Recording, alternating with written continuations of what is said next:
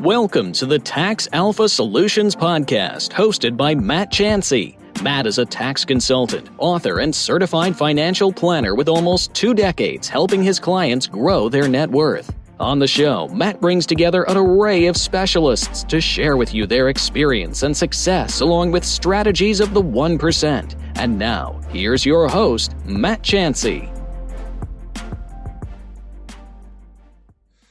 Well, hello again, everybody. This is Matt Chansey with the Tax Alpha Podcast.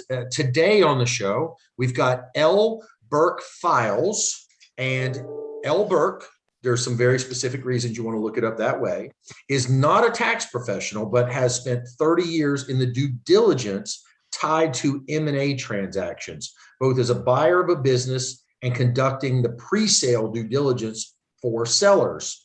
You can find him online, his website, feeinc.com. Burke, nice to have you today. Thank you, Matt. Absolutely. So, I know from my background experience, I know that private third-party due diligence exists, but I don't think the average person knows that exists. Talk about, just kind of give them a high level. What do you do? I come in where the questions stop is probably the funniest thing to say. Anytime that a due diligence research project is being conducted, you need a team. Do you need accountants? Heck yes. Do you need attorneys? Absolutely. But the attorneys deal with the law, the accountants with the numbers. There's so much more that goes beyond that. Just in a simple pre-sale, pre-investing due diligence, I was looking at a company that was making widgets. Well, I won't give the name of the product. Sure. And they were going to expand the very successful widget from $30,000 a year to $300,000 a year. They said that they had pre-sold their entire run of $30,000, and they had pre-sold indications of intent for $300,000.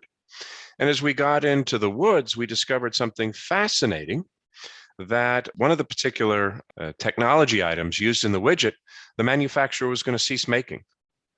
So not only could they not sell $300,000, they wouldn't be able to sell $30,000. So we were able to, and I hate the expression pivot, but we were able to pivot at the last moment to get a replacement part that actually reduced the cost of the widget in the long run. But can you imagine putting your money in and then there's a single source risk of a supplier no longer making the good? Did they not even know that at that point? The seller not even know that their widget manufacturer for the piece was going to stop doing it? No, they didn't. They didn't at all. The manufacturer is a very large international company, but they didn't understand that there was new technology that was making that item obsolete. So technology changes were coming about the world, but they had not yet looked at it. It was really a fascinating project where the investor due diligence was done to make sure that everything was okay, and the people were great, the numbers were perfect, they were absolutely 24 karat honest, but there was just something that they didn't know. Sure. And as the gentleman who was CEO of the company we're investigating, he says, I didn't like you much coming in, but I'm thinking a little bit better of you now. Well, when people hear due diligence, I think they always, kind of assume the worst a little bit. You're gonna take a look at us and see if you can, find some hair on this dog, right? And you're absolutely correct. Due diligence is probably the most overused, underappreciated word in business. And second, when you say due diligence, people's eyes glaze over. Say, oh, no, not one of those people. I have an attorney. I have an accountant. Why do we need him? Yeah, somebody needs to independently third-party fact check this stuff and make sure that it holds water, You're absolutely right. It's not only the facts that are enumerated by the business, but also the environment in which that business is operating. I mean, something is odd. Somehow I got tied to a couple of cannabis transactions, and one of them was purchasing a large farm in the Czech Republic. And I said, guys, I know the attorneys over there. I'm going to go walk the property. And they said, fine. It's a $50 million transaction and my fees are but a rounding error in the closing costs. But what we found is a lot of their inventory, cannabinoid oils, were old and had begun to go rancid. They were no longer saleable, so they were on the books. No one had actually checked to see if they were going bad. That includes the owner of the oils. They didn't know. So it wasn't a failure of the transaction. Due diligence isn't a pass or a fail by any stretch of the imagination. It's finding the associated risks so the person or the investor can choose to assume them or not. That's all. Sure. Just disclosure. Let me know and let me write a check knowing what I should know. Right? Correct. Yeah. There was a case out here in Arizona a few years ago. The law firm had worked for this one gentleman for several years and had helped him put together several private placements. And when the litigation began with this one particular company, I started digging into the background of the principal, and the man had been arrested for dealing drugs. Now, he had not been convicted, okay? He had been selling all sorts of stuff. And the reason he wasn't convicted is because he rolled over on the suppliers. But I found this out by going through an asset forfeiture where he had forfeited $1.2 million in assets because they came from drug dealing. So while technically he wasn't a convicted drug dealer, he was a drug dealer. And the question came to the attorney, didn't you know that?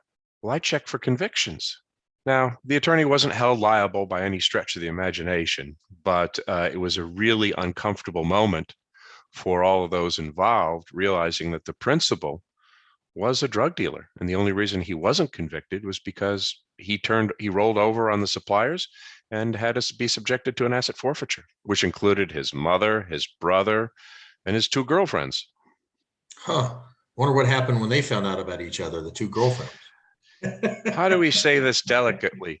They knew each other very well. It was a very strange case. Understood. I live in the square world, man. Well, so a couple of things that I know is, and this is very interesting, is there, a year or so, either last year or the year before, there were 4,400 private placement offerings that came out through the SEC, right? 4,400 offerings. That's a lot of stuff to look at, and that's a lot of stuff to fact check. So, clients ask me all the time, well, I understand how I would fact check something in the public markets. There's analysts and people follow it and all the other stuff. How do you fact check stuff in the private markets? And I tell them all the time, well, it's a function of independent third-party due diligence, and people don't know what that means. I've seen deals pulled, and I'm sure you've seen this based on that story. Guy lies on his application and says, I've never had a bankruptcy, and you find out that 25 years ago, which is immaterial to the person that he is today, and probably the offering that's on the table, completely immaterial, but yet had an omission that they had a bankruptcy 25 years ago. I'm sure you've uncovered stuff similar to that. That's very, very common, believe it or not. On a company the investment banker was taking public, we found out 2 interesting things. One of the directors had 7 tax liens. They were all under $200, and he didn't know about it. But that was because his wife had run some retail stores at hotels, and apparently had failed to make some payments. The nickname of the president of the company, we'll just call him Brown Bob. Well, there was an arrest warrant out for a Brown Bob that was going around bars in Southern California beating people up. And I thought it was pretty funny because this fellow couldn't beat anyone up. I said, hey, look. And he looked at it and he said, this explains why the Marine police were knocking on my door every so often. We have the same nickname. And I said, well, it was pretty, we had a good laugh. Sure. We also discovered that there were, in part of the due diligence, that there were several competitors out there trying to develop a similar product. They were nowhere near as close to a marketable item. So we found that this company was in a very good position for the underwriting. Second, the underwriter increased the size of the underwriting specifically to buy out the other private competitors or hire away their gold collar workers. So not only was it a checking of the facts, but when you checked the market, you found additional opportunities to prevent, in a friendly way, competition from encroaching. Interesting. Turning what could be an obstacle into an opportunity. I try. I try. Well, some days it works out, right? Some days you're the True. windshield, some days you're the bug, right? Amen. Fair enough. Fair enough. So, I'm sure that the list of stories that you could tell about the different things you look for, but do you in your process, I'm sure that you have some kind of a checklist that you go through that that you follow the protocol. Are there different checklists for different types of due diligence? Are there different levels of due diligence that people hire you for? Like, for lack of an oversimplification, is there a small level, a medium level, and a large level of due diligence that people could hire you for? And they're like, if you pass the small with flying colors, then hey, maybe we don't go to medium. But if we catch any little hair of anything on a small, maybe we definitely go to a medium to make sure that we encompass a little more. How does that work? That's actually a very well phrased question. Thank you. I hate checklists, but yet we have to use checklists. So I like to think of them as thought lists. Checklists can only encompass those things that you've seen occur in the past. There's always something new out there. The amount of due diligence required is in direct proportion to the amount of damage a choice can do to the buyer or to the seller. So if you're $1 billion company and you're acquiring $1 million company, maybe we just gloss over everything real quick. Sure. But if you're making a substantial investment in a company and thinking that company is going to have synergisms,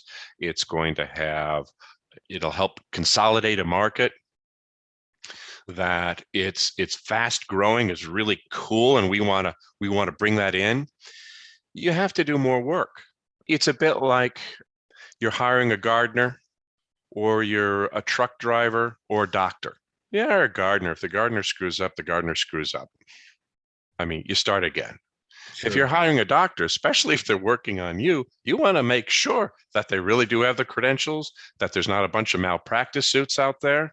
None of their journaled articles have been retracted for fraud or forgery.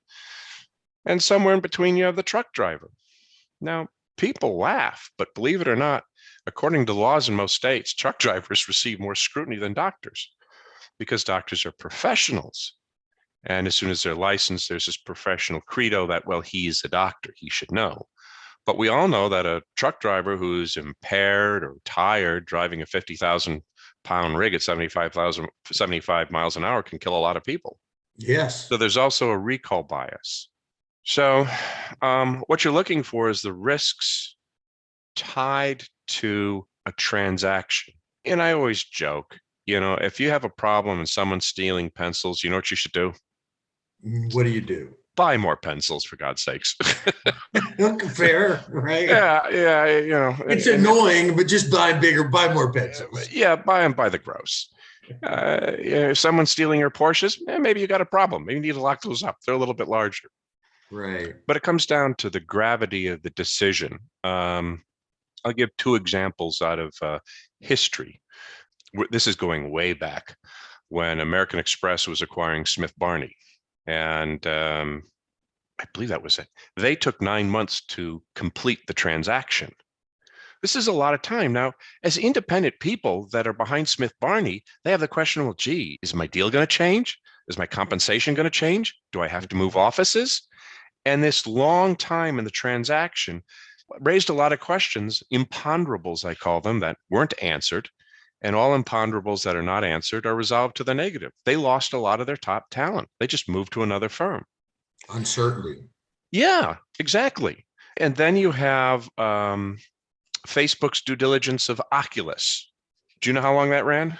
No. We gave the attorneys 24 hours, which might explain the $500 million settlement, because some of the intellectual property may have been stolen. Oops. Red face moment. So, quick and dirty is not the answer. Long, leisurely, and grossly methodical is not the answer either. You've got to have an investigation that provides you identification of the risks in a timely fashion. You got to move quick. Well, it's Goldilocks. Right. Those fables are as old as time for a reason, right? It's not too fast. It's not too slow. It's not too hot. It's not too cold. It's right in the middle. It's just right. Right. The juice, Right. I say all the time, the juice has got to be worth the squeeze. Right. I like that. I'm going to now borrow that. No problem. I don't think it's an original to me, but I'm from the South and we have orange juices down here. And I grew up on, there was orange trees near my house. So we used to pick them as a kid. And if it was too far up there and you were going to fall out of the tree and break your arm and try to get to the oranges, maybe that orange survived another day. Right. Well, I just figure that's when you get someone else to get the orange for you. Or you find one that's already hit the ground and you throw it and see if you can knock the other one to fall off of the branch. Yeah, you're bringing back memories. I have orange trees in the backyard here in Arizona. Exactly. So makes sense. I like that recall bias. I've never heard anybody say that before. Like, walk me through a little bit where that comes from, just that terminology. The first time I encountered the term on biases, heuristics and biases in decision making, was a book by Daniel Kahneman and Amos Tversky called Decision Making and Uncertainty. You can't find it anymore. It's a beautiful book, a little bit too scholarly for me, but I muddled through it. And I was diving, trying to figure out why really intelligent people make really stupid choices in investing, something that I can see as a Ponzi scheme from here to Siberia. They're going, oh, this is wonderful. And our biases and heuristics drive our choice making. Mm-hmm. Every time. Why is there a beautiful model washing her hair with shampoo and then turning around? Oh, if I have that shampoo, I'll be as beautiful as she is. It's not going to work for me. We connect that dot in our own head.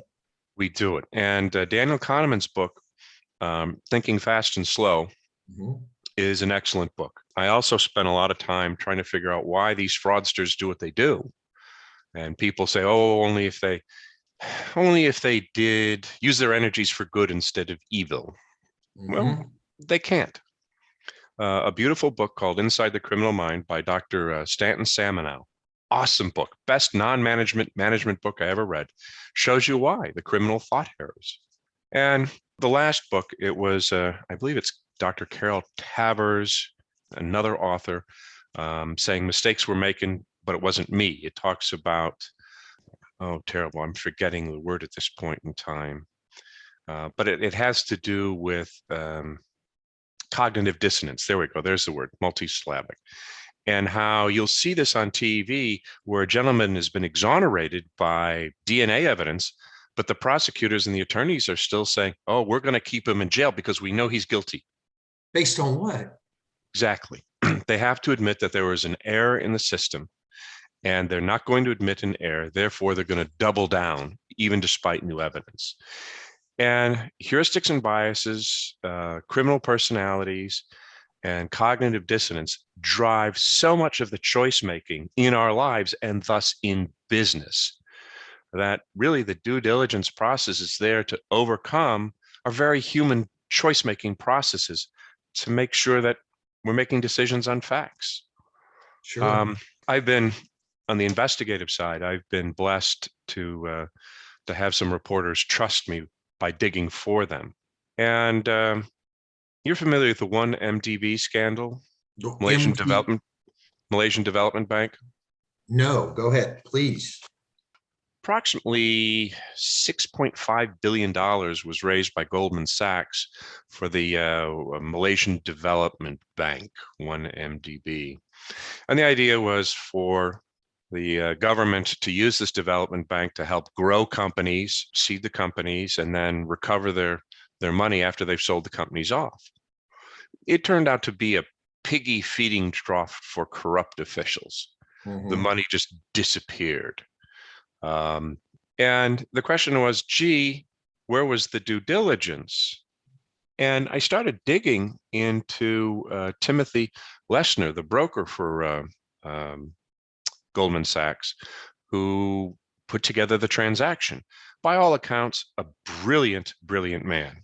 He said he had worked for Chase, JP Morgan Chase and their bond division in Southeast Asia, as well as Lehman Brothers. I called people that I knew were in the business, and they said, Sure. Never heard of him. But absence of evidence isn't evidence of absence. You've got to take another step. And then looking at all of his promotional material, you got a bachelor's in year 1, a master's in year 2, and a doctorate in year 3. Whoa, really? That's interesting. Yeah, don't know many people that's happened like that for. I verified the bachelor's, and I talked with the university who offered the master's program, and he did kind of get it in 1 year, a year and a half, but it all looked like 1 year because he graduated his bachelor's in January and immediately enrolled in his master's program. So he finished out that year and got it the next year. Sure. And the doctorate the year after that was purchased from a diploma mill. Then I don't know why I didn't do this before, but I pulled his securities licenses, both in the United States and overseas. I couldn't get the stuff from overseas, but in the United States, it showed he worked for a German high school, then he worked for Goldman Sachs. Signed under affidavit with FINRA. How do you go from a German high school to Goldman Sachs? Forget all the other stuff they didn't tell the truth about. How do you go from... I don't know. But, the reporter asked, and she was right, which one of these is true? I said, I don't know. But they're incongruent with each other, and they both could be incorrect. But this is some of the stuff, again, you get into that professional C-suite, right? And they, oh, well, yeah, it's fine. It's good.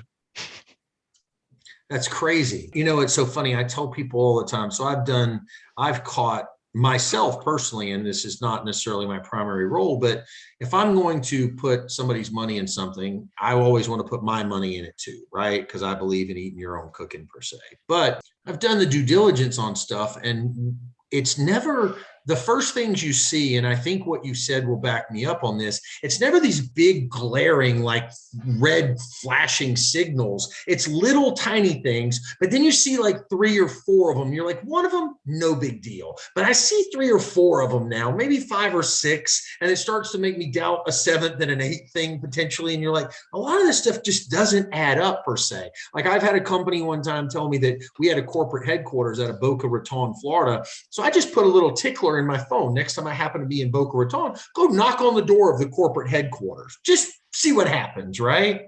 Well, turns out it was just like one of those places where you get mail. It was listed on their website as a corporate headquarters. I was like, well, that doesn't hold water, Yeah, it's a bit like when I had an office in Beijing. Our idea was, quite frankly, to sell the due diligence to American businesses coming over to China.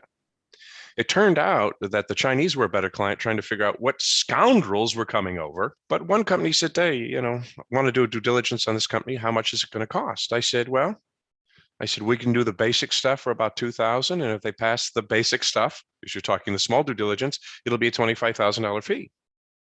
Oh, that's ridiculous. That's stupid. We'll just come over there ourselves. Well, they did. 4 of them came over. They went to the address where they're sending the FedEx material, and the address was actually a number in between 2 buildings. It wasn't even a real address. So they could have learned that for $2,500. I would have, the first thing I do is I check the address, go over there and look, and I'd probably refund half of it. Right. Well, how does FedEx do that? I said, a little tip gets a long way. Yeah. It's just, there's one gentleman I ran into. He was an attorney. Actually, he still is an attorney. He claimed to have a Mexican law degree, was a chartered financial analyst, and had an Ivy League MBA. So, okay, fine. I checked. He is a member of the bar. I checked the Mexican law degree. My Spanish was just good enough. And the woman I spoke to in Mexico City was fantastic. If I ever go down there again, I'm going to hug her. She said, oh, I remember him. This was just familiarization with the Mexican law. This is no Mexican law degree. And it was 5 days, 6 hours a day. He attended 1 day. I wondered why he even came. Thank you. Chartered financial analyst requires 2 exams be taken, I believe, within 2 years. Yeah, it's not an easy test. No, he had taken the first exam twice, had passed the second time. But by the time I called, it was a week or 2 before the time was going to expire before he could take the second exam. He was not a chartered financial analyst. And he did not have an MBA from the Ivy League school described. And he is still in some cash funds managing billions of dollars. Not my client's money, but someone else's. But the process of the due diligence sometimes, and I'm going to go right to the heart of what you've probably seen. Sure. The numbers don't make sense. The numbers, just a back of the envelope calculation, the numbers don't make sense. Right. There was a fund manager here in Arizona. She called me up and said, Burke, these bonds look really good. Tell me more about them. I've got to kind of make a choice within the next week. Okay. And the bonds were $10 billion collateralized by diesel fuel or fuel oil being produced in the Soviet sub-republic of Bashkortostan. Okay. We have got, I'm not kidding you, we've got two major audits, both of the fund and of the offering, the fund manager's previous funds and of the offering. We also have safekeeping receipts of the material from NatWest in London. This looks pretty legit. And in investing, everyone says I'm looking for a return on my money. Wrong. You're first looking for a return of your money, then a return. That's right. And I made a quick calculation. It would have taken at that time, there's 2 years to maturity, about 11% with the discount. It would have taken some 4,200 days of oil production in Bashkortostan to ever fully collateralize the bonds. It's over 10 years. Right. There was a 2-year maturity on these bonds. And that's also making sure that every single refinery in Bashkortostan, and there are some very big refineries there, very big. But out of every barrel of oil, it's 40 gallons, only 10 can be made into fuel oil or diesel. And that means you would own the production of all 3 refineries. What's the likelihood that all 3 refineries have committed their production to these bonds and they're not receiving the money? Very unrealistic. Right. And she goes, okay. It's like, okay. I thought these were pretty good, but you're bothering me, Burke. She goes, can you go the next level? I said, you don't need a next level. She says, find out what the gig is. So called some of my investigator friends. Lo and behold, someone had gone to one of the refineries and had paid the office staff a nice sum of money, equivalent of about $1,000, to stay out of the office for a half a day. So when the auditors and everyone else came to visit, they're visiting the offices in the refinery. With nobody that actually worked there being there at that particular time, just to check it all out. These are actors. It was basically an infomercial. It's financial theater. Ta-da! So, this stuff does happen. And sometimes it was a company just a few years ago. The woman entrepreneur is brilliant. She's a pain in the backside. And she told me, she says, I'm going to sell this company, but I need to figure out what I did wrong. I've known her for years. She's brilliant. Okay. So I come in and realize that she's raised 2 rounds of money too close together through crowd financing. And she's violated the securities laws. Got it. So what would happen is a guy would come in and say, Matt, you got a nice company, but geez, it's not worth 10 million. I'll give you 2. Mm-hmm. And you're stuck. Her and the attorney worked very hard and and an auditor put together a rescission rights agreement to go back to all the shareholders and let them know that they can have their money back or they can stay in. And 99% of them stayed in. A couple wanted their money back. So, okay, put that money to the side and the shares to the side, because as soon as the news comes out that you're being acquired and these people are going to make tenfold their money, they're going to want their shares. Right. So she did, and it went through, and it did very well. But there were some other things that were some things that she did wrong. All of them fixable before a big public company comes in and makes an offer.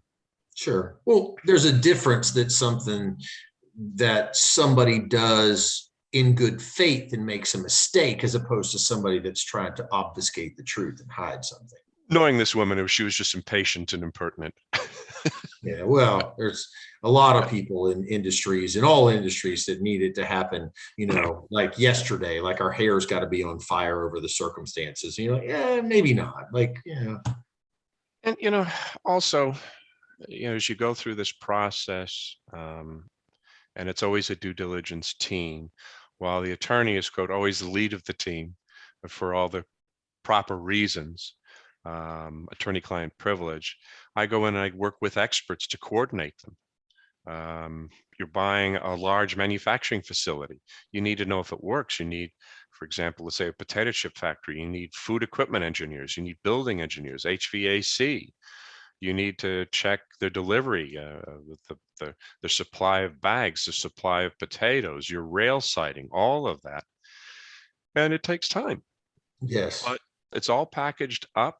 And I know typically when I work with an attorney on a pre-sale or an acquisition due diligence, he or she says, okay, you're always going to be in my right hand.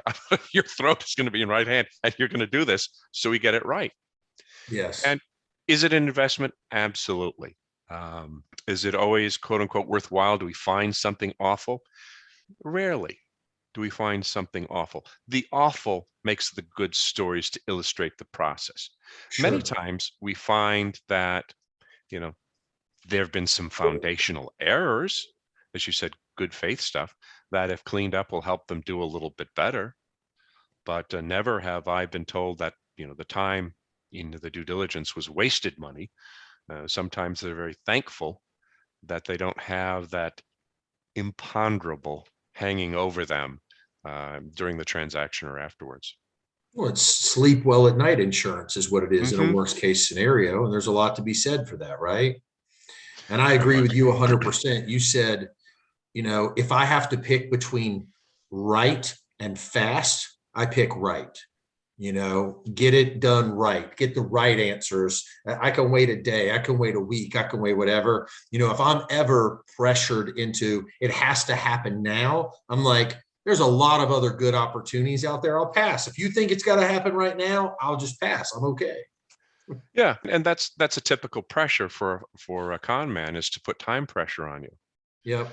to tell you about all the secret sauces that he has to help make you money, that even the Federal Reserve chairman, she even is in on this, but you can't tell anyone that.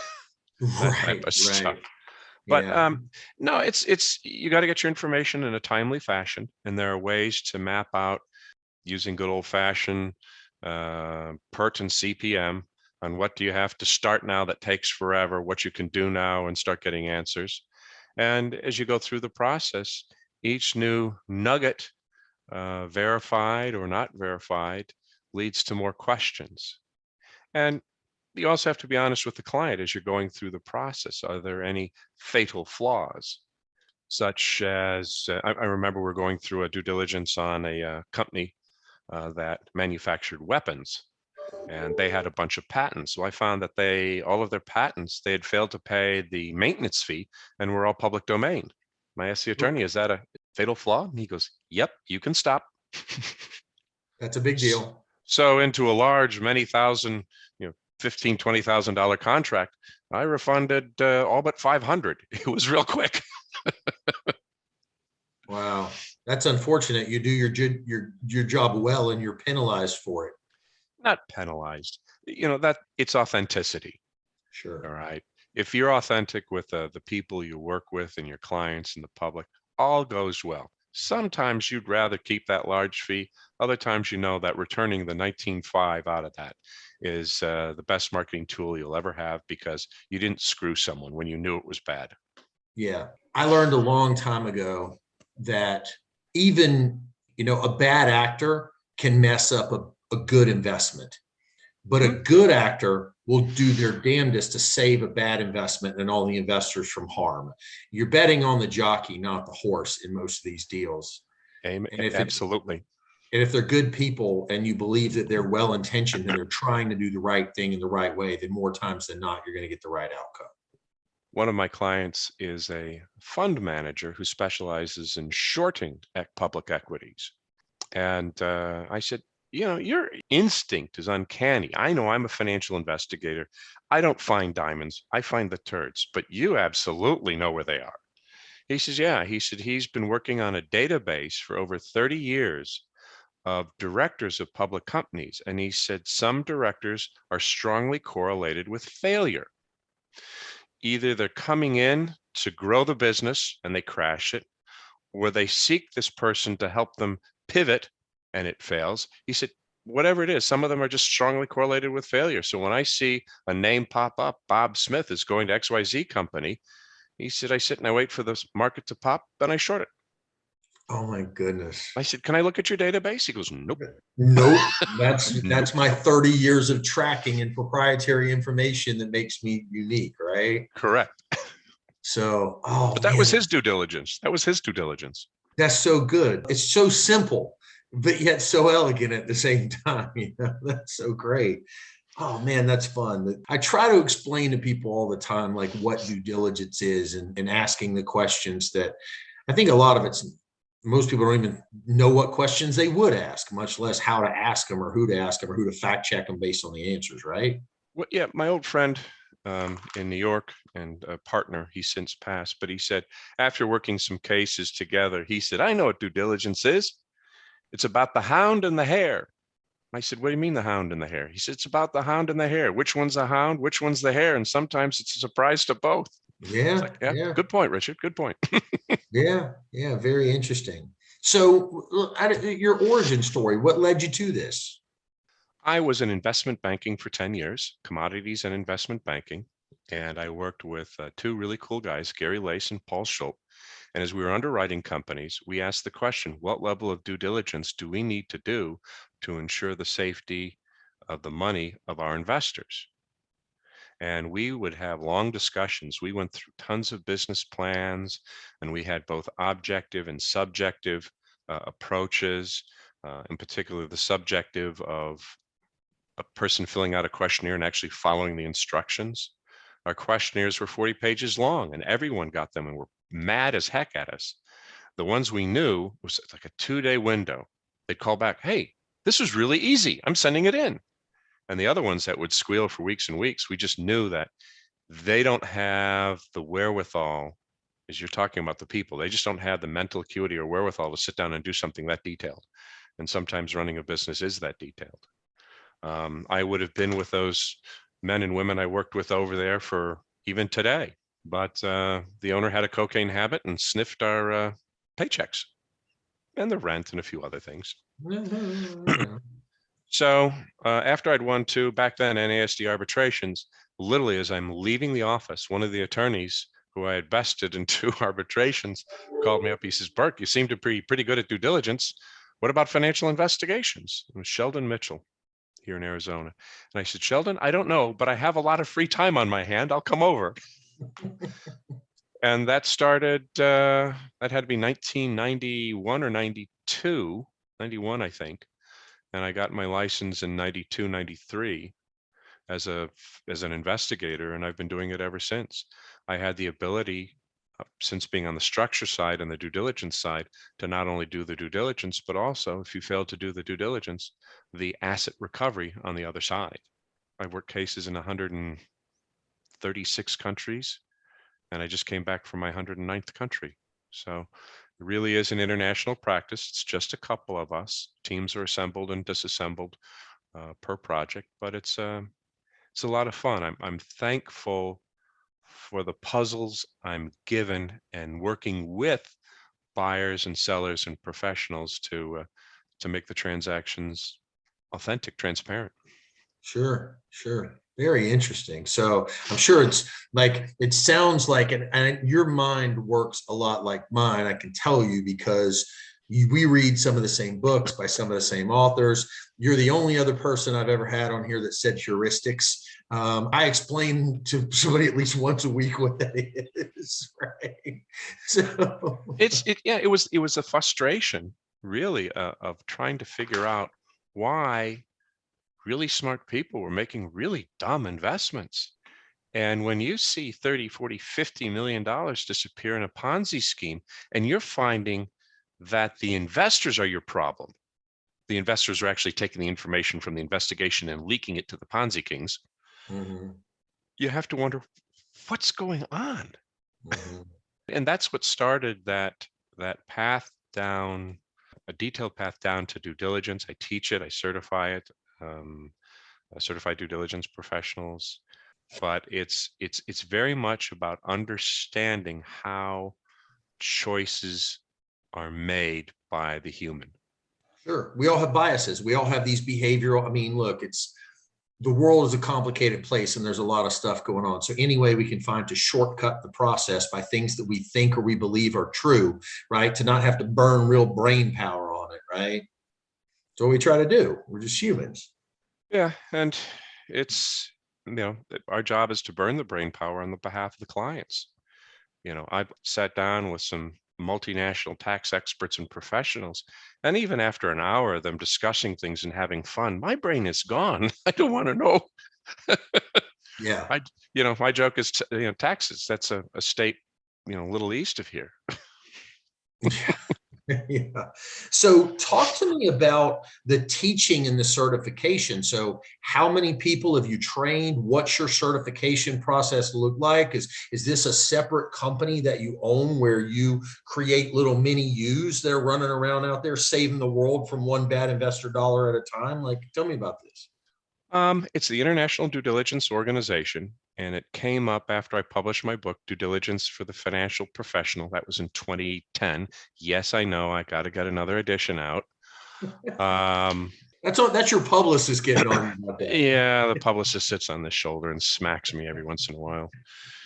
I wanted to share it, and I had taught the class a couple of times at Texas A&M Law School. Got a lot of feedback from a great man over there, Andy Morris, the old dean there, and started taking it on the road. I have taught how to be a due diligence professional on 5 continents: Asia, Africa, Europe, Latin America. And I also include it, I teach at Hayek Global College. I include it in part of their MBA program. I teach a class called Business Street Smarts. And I don't take them through the exact certification process, but I bring them down to using what's been taught on communication, contract management, fraud, theft, etc., to then begin looking at different business scenarios. So I am somewhere between around 300 people. Typically the class, if I can do it the way I want to, is in person. It's 2.5 days, because at the half day, the third day is where they all present their scenarios to each other and we judge them. I get to sit in the classroom. They get to be up in front. Otherwise, it's about 16 hours online, but I like to break it up over a period of time. They get a due diligence certified, a DDC credential. The next credential is due diligence professional. It costs nothing. All they have to do is write a white paper, submit it to the IDDO so we can share it with the members on a topic of due diligence that interested them. It's sharing the knowledge with the other professionals. Love it. Do you feel like there's more people that are interested in that type stuff and going into that type stuff today? And I ask it from this perspective a little bit, like, those CSI cop shows didn't exist, a decade ago. And now all the rage is not the murder but the looking through it and solving it and putting all the pieces together. Everybody wants to do that. Right. And I think shows like American Greed, right? Great financial crime show or whatever, right? You've been involved in, how many of those have you been involved in or not been involved in? You don't have to say. I've known many of the presenters on American Greed. One of my favorite, and a man that I absolutely enjoy, is David Marchant of Offshore Alert. He's probably broken more frauds than anyone I know. Nice. Due diligence is being misused. One service provider said that put online instant international due diligence. No, no.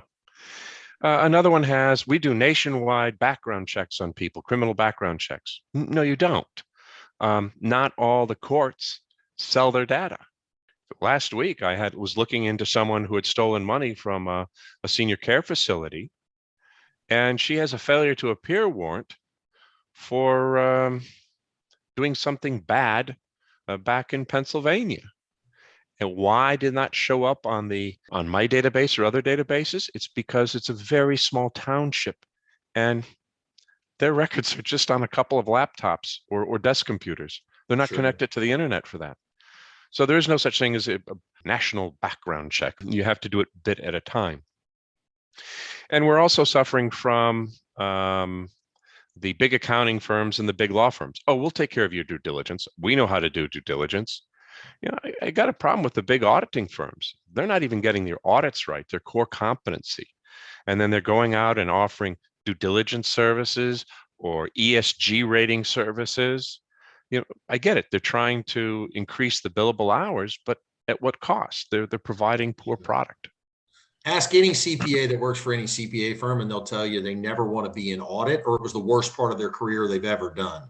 Nobody ever wants to be in audit. Nobody enjoys it. Nobody likes it. So, we were called in on a due diligence project for a company in the Middle East that produced oil. They had 8 years of audited financial statements. Well, my dear friend Mohammed Masood went in. He's a certified internal auditor, and he loves audits. Bless his heart, loves them. He's in with the books, and I'm out with a translator and an old de Havilland otter, and we're visiting some of the oil wells and the equipment, and I'm learning tons of information. Thank God we were recording it. The translator translated all of it later. But they said, yeah, these people aren't so good. Yeah, sometimes the oil wells are running, we don't get it. And we figured out over the 8 years of audited financial statements, 1,000,010 barrels of oil had been pumped but never recorded. It's 1,000,010 barrels, 1,010 barrels of oil stolen. And they just don't know where it is. Yeah. And the government's going, well, how much is that?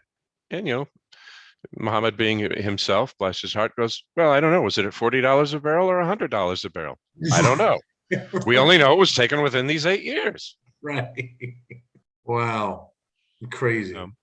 It's really the effort of getting up from behind your desk and going out and talking to people, touching things, asking questions, being very honest and convivial.